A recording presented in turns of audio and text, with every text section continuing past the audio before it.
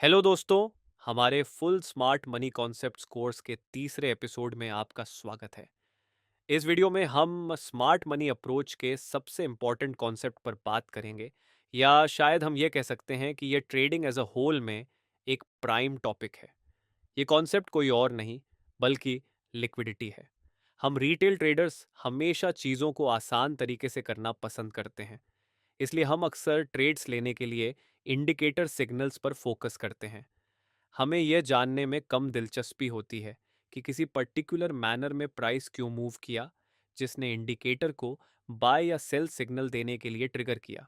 लगभग सभी indicators market के फंडामेंटल एलिमेंट्स यानी प्राइस और वॉल्यूम से ली गई हैं। इसके अलावा प्राइस और वॉल्यूम मार्केट के बेसिक डेटा के प्रोसेसिंग का परिणाम है। इसलिए मेरा कहना है कि इंडिकेटर्स कुछ हद तक विनिंग ट्रेड्स जनरेट करने में अच्छा काम कर सकते हैं, लेकिन ज़्यादातर इंडिकेटर्स हर मार्केट कंडीशन में काम नहीं करते, और किसी सिंगल इंडिकेटर द्वारा दिया गया सिग्नल पूरी तरह से भरोसेमंद नहीं होता। और इन सब के अलावा लगभग सभी इंडिकेटर्स का नेचर थोड़ा लेगिंग होता है, और वे एक ट्रेड सिग्नल तब देते हैं जब प्राइस मूव पहले से ही स्टार्ट हो चुका होता है, जिससे रिस्क बढ़ जाती है और आपका रिवॉर्ड टू रिस्क रेशियो कम हो जाता है।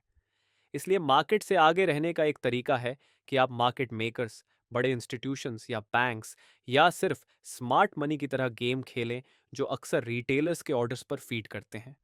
आप मार्केट्स में जो बड़े प्राइस मूव्स या मोमेंटम मूव्स देखते हैं, वह स्मार्ट मनी द्वारा इन मासूम अनइन्फॉर्म्ड या इल इन्फॉर्म्ड रिटेल ट्रेडर्स को ट्रैप करने की वजह से हैं।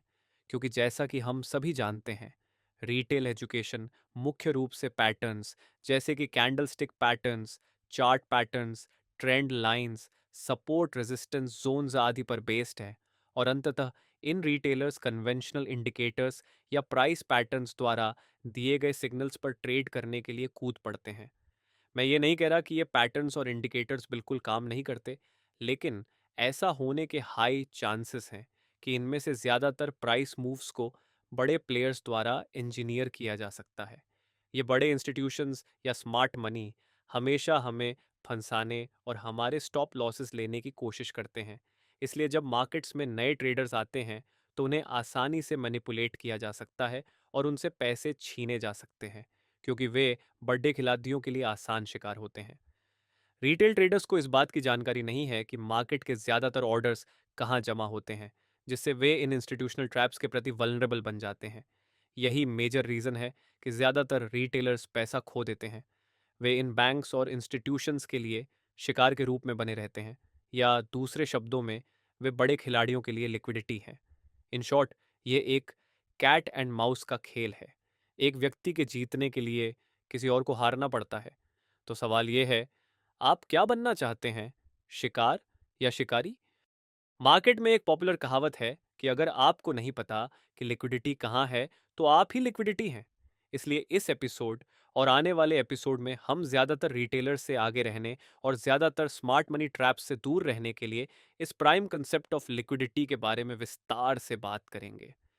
मैं आपको गारंटी दे सकता हूं कि एक बार जब आप लिक्विडिटी के पूरे कॉन्सेप्ट को समझ लेंगे, तो आप मार्केट्स कैसे फंक्शन करते हैं इस बारे में ज़्यादा क्लियरली सोच पाएंगे, और ये आपके लिए नई ट्रेडिंग पॉसिबिलिटीज़ को खोलेगा। तो चलिए फौरन शुरू करते हैं। कुछ लोगों के मन में अभी भी ये डाउट हो सकता है कि आखिर लिक्विडिटी का मतलब क्या होता है। तो आसान शब्दों में, एक ऐसा मार्केट जिसमें हाई लिक्विडिटी होती है, वहां बड़ी संख्या में बायर्स और सेलर्स उस पर्टिकुलर एसेट में ट्रेड करने के इच्छुक होते हैं। इसका मतलब ये होता है कि बाय और सेल ऑर्डर्स की हाई अवेलेबिलिटी होती है, जिससे ट्रांजैक्शंस जल्दी से और प्राइसेस पर कम से कम इम्पैक्ट के साथ एग्जीक्यूट किया जा सकता है। लिक्विडिटी केवल एक ऐसा एरिया है जहां स्टॉप लॉसेस और पेंडिंग ऑर्डर्स वेट कर रहे होते हैं। हम उन एरियाज या जोन्स में लिक्विडिटी पा सकते हैं जहां कई लोग स्टॉप लॉसेस प्लेस करते हैं, जो बाय या सेल स्टॉप्स हो सकते हैं। आमतौर पर रिटेल ट्रेडर्स इम्पल्सिव होते हैं, और इसलिए जब मार्केट में लालच बढ़ जाता है, तो वे हाइस पर बाय करते हैं, और जब घबराहट महसूस करते हैं तो लोस पर सेल कर देते हैं। लेकिन हर समय जब मार्केट में एक बायर होता है, तो एक सेलर भी होता है, और इसके वाइस वर्सा। लिक्विड मार्केट्स ऐसे ही काम करते हैं। अब स्मार्ट मनी यानी इंस्टीट्यूशंस इस रिटेलर लिक्विडिटी का यूज़ करते हैं, यानी रिटेल ट्रेडर्स के ऑर्डर्स का उनके खिलाफ इस्तेमाल करते हैं। एग्जाम्पल के लिए, जब रिटेल ट्रेडर्स एक लो के ब्रेकआउट के बाद सेल करते हैं, तो इंस्टीट्यूशंस उन लोज पर बाय करते हैं। जब रिटेल ट्रेडर्स एक हाई के ब्रेकआउट के बाद बाय करते हैं, तो स्मार्ट मनी उन हाईज पर सेल करते हैं। इन एसेंस हम सभी मार्केट्स में लिक्विडिटी हैं। हालांकि इसका यह मतलब नहीं है कि जो भी ऑर्डर्स मार्केट में दिया जा रहा है उसे बड़े खिलाड़ियों द्वारा टारगेट करके टेक आउट किया जा रहा है। ये इसलिए नहीं होती क्योंकि कुछ एरियाज इतने लिक्विड नहीं होते कि इन इंस्टीट्यूशंस के लिए सूटेबल हो। तो इन शॉर्ट, लिक्विडिटी को फ्यूल की तरह माना जा सकता है, या ये एक ड्राइवर की तरह काम करता है जो मार्केट को एक स्पेसिफिक प्राइस जोन में ले जाता है। स्मार्ट मनी प्राइस को मैनिपुलेट करने की कोशिश करेगी ताकि इन ऑब्वियस जोन्स को ब्रेक कर सके और लिक्विडिटी को सीज या अब्जॉर्ब कर सके। कुल मिलाकर कहें तो हर मार्केट में रिटेल ट्रेडर्स और इंस्टीट्यूशंस होते हैं। रिटेल माइंडसेट लगभग सभी मार्केट्स में समान होता है। स्मार्ट मनी कंसेप्ट्स में लिक्विडिटी हमें ये समझने में मदद करती है कि कहाँ रिटेल ट्रेडर्स को मैनिपुलेट किया जा रहा है और कहाँ स्मार्ट मनी एंट्री या एग्जिट कर रही है। अब आपके मन में एक और क्वेश्चन उठ सकता है, इन लिक्विडिटी जोन्स या ऑर्डर क्लस्टर्स को कहाँ ढूंढा जा सकता है? डायरेक्शन के आधार पर लिक्विडिटी दो प्रकार की होती है। वे हैं बाय साइड लिक्विडिटी और cell side liquidity. By side liquidity chart पर एक लेवल को रिप्रेजेंट करता है जहां शॉर्ट सेलर्स अपने स्टॉप्स लगाएंगे। तो एसेंशियली ये स्टॉप लॉस ऑर्डर्स होते हैं जो शॉर्ट सेलर्स द्वारा रेजिस्टेंस या स्विंग हाइज से बेचने पर सेट किए जाते हैं, जो कि बेसिकली बाय ऑर्डर्स हैं। और इसमें उन बायर्स द्वारा सेट किए गए बाय लिमिट ऑर्डर्स भी शामिल हैं जो रेजिस्टेंस या स्विंग हाई के ऊपर ब्रेकआउट का वेट कर रहे हैं। सेल साइड लिक्विडिटी का मतलब बिल्कुल ऑपोजिट होता है। ये चार्ट पर एक लेवल को रिप्रेजेंट करता है जहां लॉन्ग बायस्ड ट्रेडर्स अपने स्टॉप्स प्लेस करेंगे। तो मूल रूप से ये ऑर्डर्स का क्लस्टर उन बायर्स द्वारा सेट किए गए स्टॉप लॉस ऑर्डर्स को शामिल करेगा जो सपोर्ट लेवल या स्विंग लो से लॉन्ग ट्रेड लिए थे, जो कि एक सेल ऑर्डर है। और इसमें उन सेलर्स द्वारा सेट किए गए सेल लिमिट ऑर्डर्स को भी शामिल होंगे जो सपोर्ट या स्विंग लो के नीचे ब्रेकडाउन की उम्मीद कर रहे हैं। दोनों मामलों में ये लेवल्स अक्सर रेंजेस के एक्सट्रीम टॉप्स और बॉटम्स पर या उसके करीब पाए जाते हैं, जिसका मतलब है कि ये पॉइंट्स रेंजेस के हाइस और लोज पर पाए जाते हैं। ये इसलिए है क्योंकि इन पॉइंट्स पर कई लोग इस जोन को सपोर्ट या रेजिस्टेंस के रूप में काम करने या प्राइस के इस जोन को ब्रेक करने और अपना डायरेक्शन जारी रखने का वेट कर रहे हैं। आप इन जोन्स को पहचानने के लिए हमेशा हायर टाइम फ्रेम्स जैसे डेली, वीकली और मंथली टाइम फ्रेम्स का यूज़ कर सकते हैं। अगर आप ये समझना चाहते हैं कि लिक्विडिटी कहाँ मिलेगी, वह भी आसान तरीके से, तो समझें कि जब भी कोई trend line, support resistance, double top या double bottom patterns, channel patterns, rectangular ranges, swing levels आदि होते हैं, वहाँ पर बहुत सारे रिटेल स्टॉप लॉसेस और पेंडिंग ऑर्डर्स होते हैं। इसका मतलब ये है कि वहाँ पर पर्याप्त लिक्विडिटी होती है जिसे अब्जॉर्ब किया जा सकता है। इसलिए ये वे पॉपुलर एरियाज हैं जहां रिटेल ट्रेडर्स अक्सर अपने ट्रेड्स को एग्जीक्यूट करते हैं। तो इन लेवल्स पर बहुत सारे स्टॉप लॉसेस होते हैं जो बड़े खिलाड़ियों के लिए एक अच्छा लिक्विडिटी लेवल बनाते हैं जिसे वे टारगेट कर सकते हैं। लेकिन इससे पहले कि हम आगे बढ़ें, आइए समझते हैं कि प्राइस चार्ट पर लिक्विडिटी क्यों इंपॉर्टेंट होती है। लिक्विडिटी बेहद इंपॉर्टेंट है क्योंकि ये वह डायरेक्शन है जिसमें प्राइस मूव करती है। प्राइस हमेशा इन पॉइंट्स की ओर मूव करेगी ताकि मार्केट में लिक्विडिटी को अट्रैक्ट कर सके। बिना लिक्विडिटी के फाइनेंशियल मार्केट्स काम नहीं कर सकते। आइए इसे समझते हैं ताकि आपको एक बेहतर आइडिया मिल सके। मार्केट्स में बड़े प्लेयर्स सबसे अच्छे प्राइसेस को एम करते हैं, लेकिन उन्हें अपने लार्ज ऑर्डर्स को फिल करने के लिए सफिशिएंट काउंटर ऑर्डर्स ढूंढने में चैलेंजेस का सामना करना पड़ता है। एग्जाम्पल के लिए, अगर कोई इंस्टीट्यूशन लॉन्ग पोजीशंस की तलाश में है तो वे लिमिट प्राइसेस पर बाय ऑर्डर्स प्लेस करेंगे, लेकिन ऑर्डर्स को एग्जीक्यूट करने के लिए पर्याप्त सेल ऑर्डर्स का होना आवश्यक है। सोचें कि क्या होता है यदि वे लो लिक्विडिटी एरियाज में मार्केट में एंटर करते हैं जहां इंस्टीट्यूशनल ऑर्डर्स को काउंटर करने के लिए कम ऑर्डर्स अवेलेबल होते हैं। इससे ज़्यादा वॉलेटाइल मार्केट्स बनते हैं जो बिग प्लेयर्स के एवरेज प्राइस को नेगेटिवली इम्पैक्ट करेंगे, जो एक रिस्क है जिसे वे लेने के लिए तैयार नहीं हैं। इसके विपरीत हाई लिक्विडिटी एरियाज में एंटर करने से, जहां बहुत सारे काउंटर ऑर्डर्स उपलब्ध होते हैं, कम वॉलेटाइल मार्केट्स बनते हैं जो इंस्टीट्यूशनल पोजीशन के लिए एक बेहतर एवरेज प्राइस सुनिश्चित करते हैं। और ये हाई लिक्विडिटी जोन्स वे जगहें हैं जहां ज्यादातर retail stop loss orders accumulate किए जाते हैं। स्मार्ट मनी प्लेयर्स इस कॉन्सेप्ट के नेचर को समझते हैं और वे अक्सर अपनी लार्ज पोजीशंस को उन लेवल्स के पास अक्यूमुलेट या डिस्ट्रीब्यूट करते हैं जहां बहुत सारे स्टॉप्स होते हैं। इस कॉन्सेप्ट, जिसमें मल्टीपल प्राइस लेवल्स पर अवेलेबल लिक्विडिटी का फायदा उठाकर रिटेल ऑर्डर्स को अब्जॉर्ब किया जाता है, इसे लिक्विडिटी ग्रैब या लिक्विडिटी स्वीप कहा जाता है।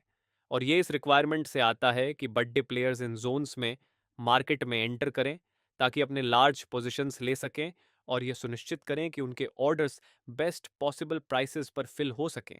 इसे अचीव करने के लिए वे अपने ऑर्डर्स को स्मॉलर सब ऑर्डर्स में ब्रेक करते हैं और उन्हें मल्टीपल प्राइस लेवल्स पर स्प्रेड करते हैं। इंस्टीट्यूशनल ट्रेडर्स और हाई फ्रीक्वेंसी ट्रेडिंग फर्म्स आमतौर पर लार्ज ट्रेड वॉल्यूम्स के क्विक और एफिशिएंट एग्जीक्यूशन के लिए लिक्विडिटी स्वीप्स का यूज करते हैं। इन की लेवल्स पर अवेलेबल स्टॉप लॉस ऑर्डर्स की बढ़ती मात्रा एक बिग प्लेयर को अपनी पोजीशंस को पूरी तरह से एग्जीक्यूट करने की अनुमति देती है। एक बार जब उस लेवल को ट्रेड कर लिया जाता है जहां कई स्टॉप्स प्लेस किए गए होते हैं, तो अक्सर प्राइस अपनी डायरेक्शन बदल लेती है और ऑपोजिट एक्सट्रीम पर लिक्विडिटी की तलाश में मूव करती है। जब एक बड़ी संख्या में स्टॉप्स ट्रिगर होते हैं तो क्या होता है? मार्केट में ज़्यादा ऑर्डर्स हिट होने के कारण प्राइस में हायर वॉलेटिलिटी होती है। ऐसी प्राइस वॉलेटिलिटी पार्टिसिपेंट्स के लिए फेवरेबल एनवायरनमेंट में ट्रेड में एंटर करने या अपनी पोजीशंस को प्रोटेक्ट करने के अवसर पैदा करती है। जब बहुत सारे स्टॉप लॉसेस एक साथ ट्रिगर होते हैं, तो यह मार्केट में शार्प प्राइस मूव्स का परिणाम होता है। तो पर्याप्त लिक्विडिटी के बिना हम कभी भी मार्केट में बड़े डायरेक्शनल मूव्स नहीं देख सकते। असल में बिना फ्यूल के एक कार कैसे चल सकती है? इसी तरह लिक्विडिटी जोन्स और लिक्विडिटी स्वीप्स मार्केट्स को स्मूथली रन करने में मदद करते हैं। मुझे उम्मीद है कि इससे चीज़ें क्लियर हो जाएंगी। मूविंग ऑन, हम मार्केट स्ट्रक्चर के अंदर पैदा होने वाला अनेक प्रकार के लिक्विडिटी एरियाज पर बात करते हैं। इस बेसिस पर लिक्विडिटी को एक्सटर्नल लिक्विडिटी और इंटरनल लिक्विडिटी में क्लासिफाई किया जा सकता है। जैसा कि नाम से पता चलता है, मेजर मार्केट स्ट्रक्चर से जुड़ी लिक्विडिटी को एक्सटर्नल लिक्विडिटी कहा जाता है। इसे मेजर लिक्विडिटी के रूप में भी जाना जाता है। और मार्केट में माइनर या इंटरनल स्ट्रक्चर्स से जुड़ी लिक्विडिटी को इंटरनल लिक्विडिटी या माइनर लिक्विडिटी कहा जाता है। इस वीडियो में हालांकि मैं केवल एक्सटर्नल लिक्विडिटी और इसे कैसे पहचाना जाए इसके बारे में बात करूंगा। तो एक्सटर्नल लिक्विडिटी को समझने के लिए हमें मार्केट स्ट्रक्चर, विशेष रूप से मेजर मार्केट स्ट्रक्चर की अच्छी समझ होनी चाहिए। मैंने पहले ही मार्केट स्ट्रक्चर्स और स्विंग पॉइंट्स को सही तरीके से मार्क करने के बारे में एक कंप्लीट वीडियो बनाया है, जिसमें स्विंग हाइज और लोज, ब्रेक ऑफ स्ट्रक्चर और चेंज ऑफ कैरेक्टर आदि को पहचानना और मार्क करना शामिल है। इसलिए अगर आपने वह वीडियो नहीं देखा है, तो मैं आपसे अर्ज करता हूं कि इस वीडियो को पॉज करें और इस कोर्स का पहला एपिसोड अभी देखें, ताकि आपको समझ में आ सके कि मेजर लिक्विडिटी कैसे काम करती है। संक्षेप में बात करें तो एक बुलिश मार्केट स्ट्रक्चर में हायर स्विंग हाइज और हायर स्विंग लोज होते हैं। एक हायर हाई केवल एक वैलिड पुलबैक के बाद ही कंफर्म होता है और एक हायर स्विंग लो केवल एक वैलिड ब्रेक ऑफ स्ट्रक्चर के बाद ही कंफर्म होता है। जब प्राइसेस प्रीवियस स्विंग हाई या हायर हाई के नीचे ब्रेक और क्लोज कर जाती हैं, तो मार्केट सेंटिमेंट बेरिशनेस की ओर शिफ्ट हो जाता है, जिसे चेंज ऑफ कैरेक्टर कहा जाता है। वहीं बेरिश मार्केट स्ट्रक्चर में लोअर स्विंग हाइज और लोअर स्विंग लोज होते हैं। एक लोअर हाई केवल ब्रेक ऑफ स्ट्रक्चर के बाद ही कंफर्म होता है और एक लोअर स्विंग लो केवल एक वैलिड पुलबैक के बाद ही कंफर्म होता है। जब प्राइस प्रीवियस स्विंग हाई या लोअर हाई के ऊपर ब्रेक और क्लोज कर जाती है, तो यह मार्केट सेंटिमेंट को बेरिश से बुलिश में शिफ्ट करने का संकेत देता है, जिसे बुलिश चेंज ऑफ कैरेक्टर कहा जाता है। ये वे चीजें हैं जिन्हें आपको मेजर मार्केट स्ट्रक्चर्स को सीखते समय ध्यान में रखना चाहिए। अब लेट मी आस्क यू कि मेजर स्ट्रक्चर के सबसे इंपॉर्टेंट पॉइंट्स कौन से हैं? क्लियरली ये पॉइंट्स हायर हाइज और लोज या लोअर हाइज और लोज हैं, या सिंपली ये मेजर स्विंग हाइज और मेजर स्विंग लोज हैं। अब मैं आपसे एक और क्वेश्चन पूछता हूं, आपको ऐसा क्यों लगता है कि मार्केट एक ब्रेक ऑफ स्ट्रक्चर या चेंज ऑफ कैरेक्टर करने के बाद एक पुल बैक करता है? मार्केट के इस पर्टिकुलर बिहेवियर के बारे में आप क्या सोचते हैं? ठीक है, मैं समझाता हूं। चलो सबसे पहले एक बुलिश ब्रेक ऑफ स्ट्रक्चर और बेरिश चेंज ऑफ कैरेक्टर के केस को लेते हैं। ये क्या है? ये बेसिकली सिंपल ब्रेकआउट्स हैं, राइट? लेकिन अगर आप और डीपर लेवल पे सोचें तो यहाँ वास्तव में क्या हो रहा है?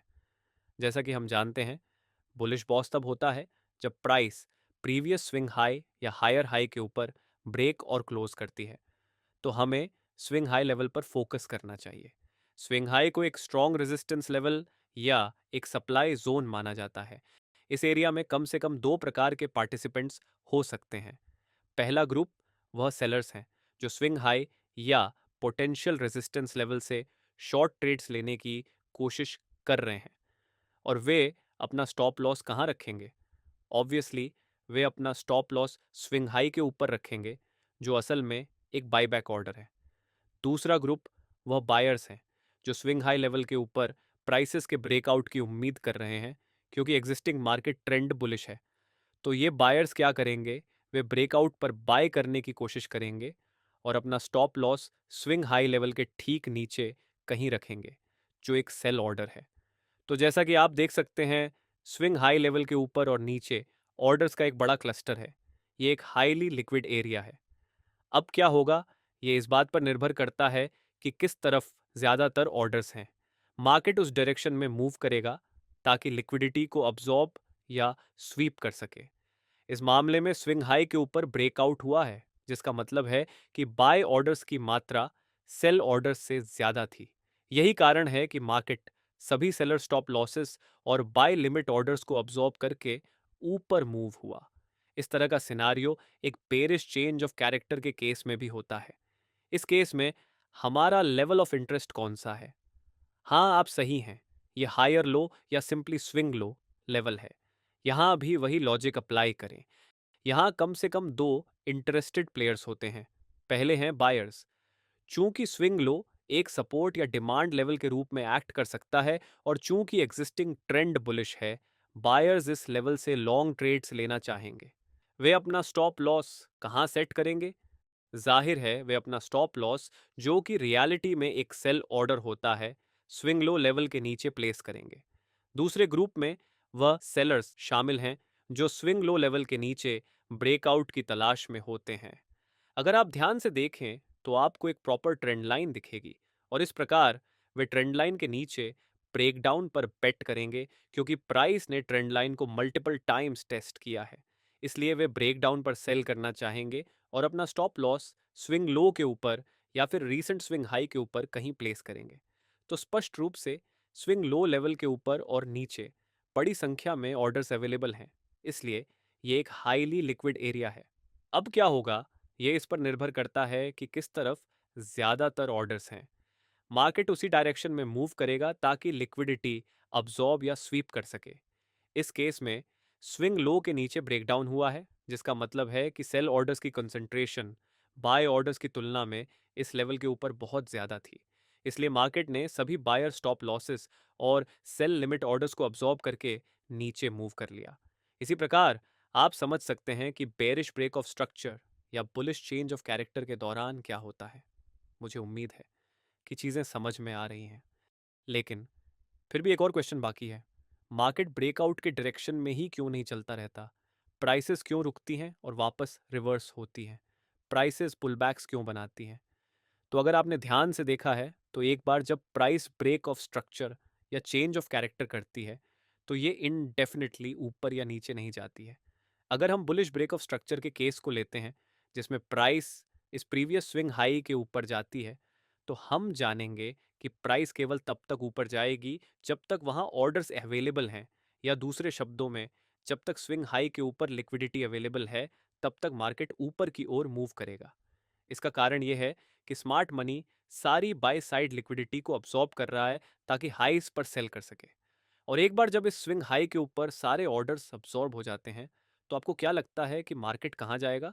एक बात जो आपको ध्यान में रखनी चाहिए वह ये है कि मार्केट एक एरिया ऑफ लिक्विडिटी से दूसरे एरिया ऑफ लिक्विडिटी में मूव करता है। तो इस आइडिया के आधार पर जब मार्केट ने प्रीवियस स्विंग हाई के ऊपर सभी अवेलेबल ऑर्डर्स को स्वीप कर लिया हो या बाय साइड लिक्विडिटी को अब्सॉर्ब कर लिया हो, तो मार्केट को लिक्विडिटी कहाँ मिलेगी? इसके बारे में सोचें। ऊपर कहीं भी लिक्विडिटी अवेलेबल नहीं है, इसलिए ऊपर जाने का कोई मतलब नहीं है। तो अब मार्केट कहाँ जाएगा? यहीं पर हमें यह सोचना होगा कि ब्रेक ऑफ स्ट्रक्चर या चेंज ऑफ कैरेक्टर के बाद मार्केट क्यों पुल बैक करता है। मैं आपको बता सकता हूं कि यह मार्केट का इनहेरेंट नेचर है कि वह वेव्स के रूप में इम्पल्स और करेक्टिव मूव्स बनाता है। और बस इतना बोलकर डिस्कशन को ख़त्म कर सकता हूं। लेकिन इन पुलबैक्स के पीछे के कारणों को समझना इम्पॉर्टेंट है। मैं आपको याद दिला दूं कि मार्केट को ऊपर या नीचे मूव करने के लिए फ्यूल की ज़रूरत होती है। ये फ्यूल और कुछ नहीं बल्कि लिक्विडिटी है, जो रिटेलर बाय या सेल ऑर्डर्स के रूप में होती है। लिक्विडिटी ही वह कारण है जिसकी वजह से मार्केट इम्पल्सेस और करेक्शंस बनाता है। इस केस में बाय लिमिट ऑर्डर्स और बाय स्टॉप लॉसेस, जो बाय साइड लिक्विडिटी हैं, इसको स्वीप करने के बाद मार्केट नीचे की ओर पुल बैक करता है। और इस पुल बैक का पर्पस क्या है? पुलबैक मार्केट का वह तरीका है जिसमें वह सेल साइड लिक्विडिटी की तलाश करता है। और ये सेल लिमिट ऑर्डर्स और सेल स्टॉप्स के क्लस्टर्स हमें कहाँ मिल सकते हैं? यही कारण है कि आपको मार्केट स्ट्रक्चर के फॉर्मेशन और उसके काम करने के तरीके को सही से समझना जरूरी है। इस केस में स्ट्रक्चर के बुलिश ब्रेक के बाद मार्केट कुछ पोटेंशियल लेवल्स तक पुल बैक कर सकता है, जहां उसे लिक्विडिटी मिल सकती है। और केवल जब मार्केट इन लेवल्स से लिक्विडिटी को टैप कर लेता है, तब प्राइसेस फिर से ऊपर मूव करेगा। ये लेवल्स इंटरनल या माइनर स्विंग्स हो सकते हैं जो एक वेव के अंदर बनते हैं, या यह मेजर स्विंग लो लेवल भी हो सकता है।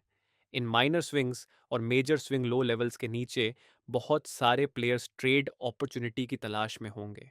आमतौर पर previous major swing low level को एक स्ट्रॉन्ग डिमांड जोन या सपोर्ट माना जाता है। इसलिए ज़्यादातर बायर्स इस लेवल से लॉन्ग ट्रेड लेने में इंटरेस्ट रखते हैं, और वे निश्चित रूप से अपने स्टॉप लॉसेस इस मेजर स्विंग लो लेवल के नीचे सेट करेंगे। इसलिए इस लेवल के नीचे बहुत सारे सेल ऑर्डर्स उपलब्ध होंगे, और मार्केट इस लिक्विडिटी पूल में टैप करके सभी रिटेलर स्टॉप लॉसेस को स्वीप कर सकता है, ताकि लोअर प्राइसेस पर बाय कर सके और फिर ऊपर की ओर मूव कर सके। प्राइस हमेशा इस मेजर स्विंग लो तक नीचे नहीं जाएगी। अगर आप चार्ट्स को देखें तो ज़्यादातर मौक़ों पर प्राइस केवल 40 या 50% तक ही पुल बैक करेगी, और फिर मेन ट्रेंड की डायरेक्शन में फिर से रिज्यूम करेगी। आपको क्या लगता है इसका कारण क्या हो सकता है? अब मैं आपको यह समझाना चाहता हूं कि जब प्राइस पुल बैक करती है, तो उसके पास कुछ लिक्विडिटी ऑप्शंस होते हैं जिन्हें वह टैप कर सकती है। मैंने अभी तक इन सभी बातों पर चर्चा नहीं की है, लेकिन pair with me on this. पहला ऑप्शन है इंड्यूसमेंट लेवल को टैप करना, जिसे आप एक प्रीवियस माइनर स्विंग मान सकते हैं, जिसके नीचे लिक्विडिटी मिल सकती है। क्योंकि ट्रेडर्स इस लेवल से बाय करने की उम्मीद में होंगे, ये सोचते हुए कि डबल बॉटम फॉर्मेशन हो रही है। जबकि कुछ sellers sell limit orders place करेंगे ताकि प्राइस के ब्रेकडाउन की उम्मीद हो। दोनों ही केसेस में सेल साइड लिक्विडिटी का एक पूल बनता है, जिसे स्मार्ट मनी टैप कर सकता है। अगले अवेलेबल ऑप्शन है ऑर्डर ब्लॉक्स या पॉइंट ऑफ इंटरेस्ट या प्राइसेस ऑफ इंटरेस्ट। समझने के लिए पीओआई को ऐसे एरियाज माने जहां इंस्टीट्यूशंस द्वारा बड़ी संख्या में बाय या सेल ऑर्डर्स प्लेस किए जाते हैं, ताकि लोज पर बाय किया जा सके या हाईज पर सेल किया जा सके, और हम उम्मीद कर सकते हैं कि मार्केट इन जोन्स से रिवर्स करेगा। तो मार्केट इन दो ऑर्डर ब्लॉक्स में से किसी एक को टैप कर सकता है। पहला है डिसिजनल ऑर्डर ब्लॉक, जो आमतौर पर एक इंड्यूसमेंट के बाद बनता है, और 50% चांस होता है कि मार्केट इस लिक्विडिटी एरिया को टैप करेगा और ऊपर की ओर रिवर्स करेगा। और दूसरा order block major swing low level के पास बनता है, और आम तौर पर इसे एक्सट्रीम पीओआई कहा जाता है। तो ये एक्सट्रीम पीओआई टैप होने का और ऑर्डर्स अब्जॉर्ब करने का बाकी 50% चांस होता है। प्राइस इन लेवल्स में गहराई तक जाएगी ताकि सभी अवेलेबल ऑर्डर्स को अब्सॉर्ब कर सके। आमतौर पर हम एसएमसी ट्रेडर्स इनमें से किसी भी मेंशन्ड लिक्विडिटी लेवल से बाय और सेल ट्रेड्स लेते हैं। हम इंड्यूसमेंट ऑर्डर ब्लॉक्स, पीओआई आदि के कंसेप्ट्स के बारे में हमारे आने वाले एपिसोड्स में बात करेंगे, लेकिन मुझे उम्मीद है कि आपने एक्सटर्नल लिक्विडिटी के पीछे की ओवरऑल कंसेप्ट को समझ लिया है। अब आइए ब्रीफली देखें कि इन एक्सटर्नल लिक्विडिटी लेवल्स को कहाँ देखा जा सकता है या किन परिस्थितियों में हम इन लेवल्स को ऑब्जर्व कर सकते हैं। जैसा कि आपने पहले ही अनुमान लगाया होगा, हायर टाइम फ्रेम्स पर बने मेजर स्विंग हाइज और मेजर स्विंग लोज विशेष रूप से हाई प्रोबेबिलिटी एरियाज होते हैं जहां हमें मेजर लिक्विडिटी मिल सकती है। इसी के लिए एक आसान एग्जांपल से समझ सकते हैं। आप 1 मिनट के टाइम फ्रेम पर स्ट्रक्चर को मार्क कर सकते हैं, जो एक लोअर टाइम फ्रेम है, और फिर 1 घंटे के टाइम फ्रेम पर स्ट्रक्चर को मार्क कर सकते हैं। आपको क्या लगता है कि किस टाइम फ्रेम में स्विंग हाइज और लोज के पास ज़्यादा ऑर्डर्स मौजूद होंगे? बिना ज़्यादा सोचे हम कह सकते हैं कि higher time frame swing levels के पास 1 मिनट स्विंग लेवल्स की तुलना में ज़्यादा लिक्विडिटी होगी, जिसका मतलब है कि हायर टाइम फ्रेम स्ट्रक्चर्स पर ज़्यादा मीनिंगफुल प्राइस रिएक्शंस होंगे।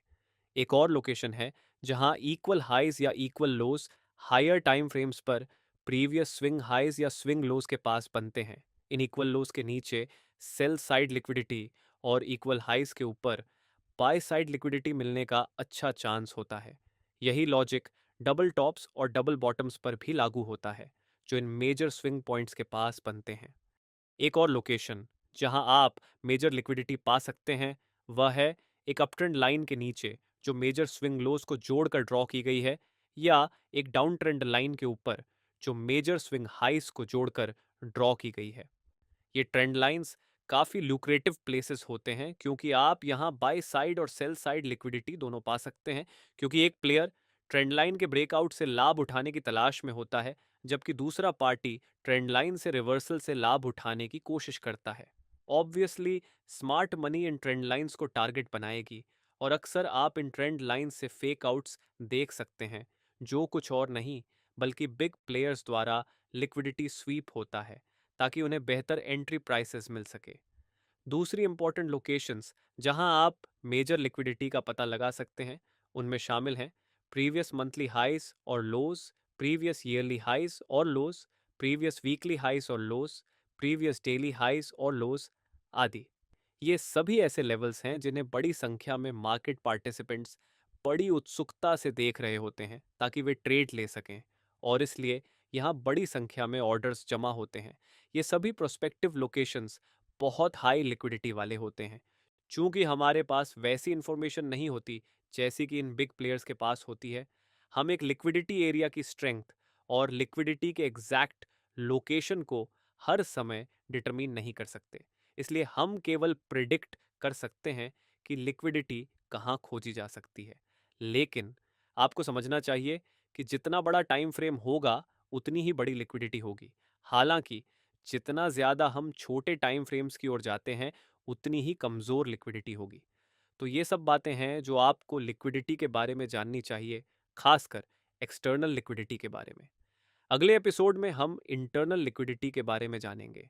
तब तक इस टॉपिक को कई बार पढ़ें और रिवाइज करें, फिर मेजर मार्केट स्ट्रक्चर को ठीक से मार्क करके एक्सटर्नल लिक्विडिटी एरियाज को ढूंढने की कोशिश करें और देखें कि मार्केट कैसे एक लिक्विडिटी एरिया से दूसरे में मूव करता है। अगर इस वीडियो ने आपको कुछ वैल्यूएबल जानकारी दी है तो कृपया इस वीडियो को लाइक और शेयर करने के लिए 1 मिनट निकालें। अगर आपको कंटेंट पसंद आया हो तो चैनल को सब्सक्राइब करना न भूलें और बेल आइकॉन को इनेबल करें ताकि आपको नेक्स्ट एपिसोड के आने पर नोटिफिकेशन मिल सके। मैं आपको अगले वीडियो में मिलूंगा, तब तक के लिए बाय।